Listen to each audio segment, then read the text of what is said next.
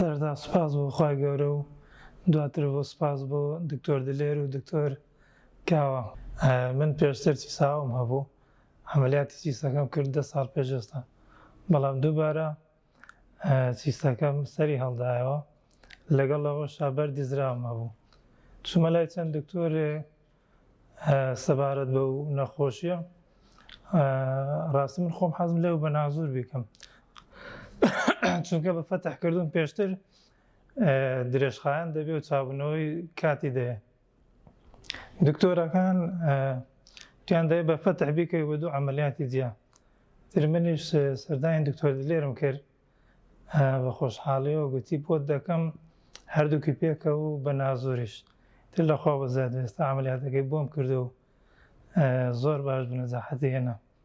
هەروەها زۆر سپاسی کارمەندانی نەخۆشخانەکە دەکەم، بەڕاستی هەڵسوکەوت و تەعاملیان زۆر باشە لەگەڵ نەخۆشەکان، زۆر بە سەبرن، یارمەتی دەرن.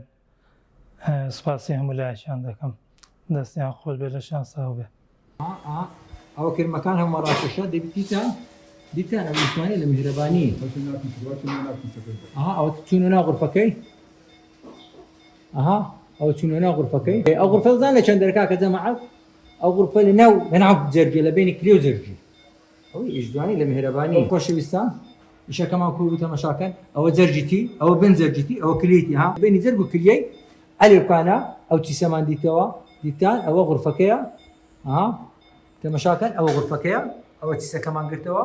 ئێستا بە لیگاشووری ئەو دەمانەش گەورە دەکەین، برندیکەینەوە تەماشاکە. ئەو ئێستا کە لیگاشووری دەبێنە ژۆرەکە، ئەوە دەبینێت ئەوە سیستەکەیە، ئەوە دەموانەکەیە، ئەوە سیستەکەی. ئێستا کە نەکەشی سەرەکەی هەردەگرین بەبی نەگەڕێتەوە ئینشاءالله.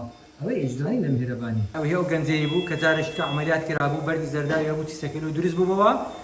بە تیمی میهرەبانی ئیشێکی زۆر جوان بە جیهازی لە بۆمان کرد، عەمەلیاتی زەرداوەکەمان لۆ کرد. پاشان کاگەر تەماشاکەن، ئەوە کلێتی، ئەوە کلێت، ئەوە جەرجیتی، لە بینی کلێ و جەرجی لە دی و خوارێ چیسەکەی هەبوو. ئەوە چیسەکەمان خایان کردەوە، ئەو شێوەیە ئەو تەماشا ئەوەشمان خایان کردەوە. دوایە کە دێت ئێستا دەیشۆی، ئەوە غورفەکەیە، غورفەکەمان خایان کردەوە، ئەو شێوەی دەشۆی، ناو غورفەکەش دەشۆی. ئێستا ئاوم بدێ، ئاوم دێ کاکە تەماشاکەوە ئای پێدا دەکەم. دەبینی ئەوەش دەیمژم، دەبینن ئەوەی ئیشدوانی لە میهرەبانی. تەماشاکە دەبینن خۆشەویستان، ئاوی لێ بداتن بە یەکە چیش دەیمژم. ئەوەی ئیشدوانی ناو میهرەبانی. بزانێ میهرەبانی ئەو ئیشە جوانانە دەکات. دیتان ڕەبی پیرۆز بی ئەو گەنجە خۆشەویستە، خوا خێری ئەوانەش بنووسی کە پاران هینا کە پشتیان هەیە لە میهرەبانی، کە بوونە هاریکار لە بۆ دکتۆرە خۆشەویستەکان تاوەکو بتانن ئەو ئیشە جوانانە بکەین. ئەوەی ژانی یەک کەسی بژێتەوە. جەماعەت دەزانن خوای گەورەیە کەچی بردە بەهەشتێ، بەس دەبەر ئەوەی چۆن ئەو بیری ئاوی داسەیەکی. ئەدی ئەمە ئەو هەموو خزمەتە جوانی دەکەین لۆیەکە هەتا زووە وەرە پشتی بکڕە لێکانە، هەتا زووە وەرە پشتی خێری بکڕا، چونکە پشت خلاص بی دوایە کە نامینێتن. 65 پشتی مایە تاوەکو ئاخری ساری عەرزی کردێ لە بۆ فرۆشتنی.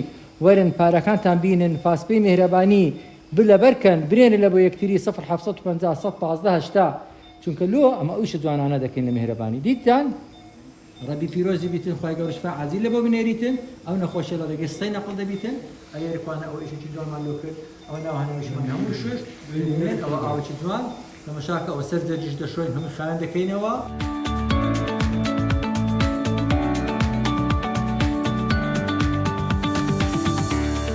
میهرەبانی، دڵسۆزی و لێزانی.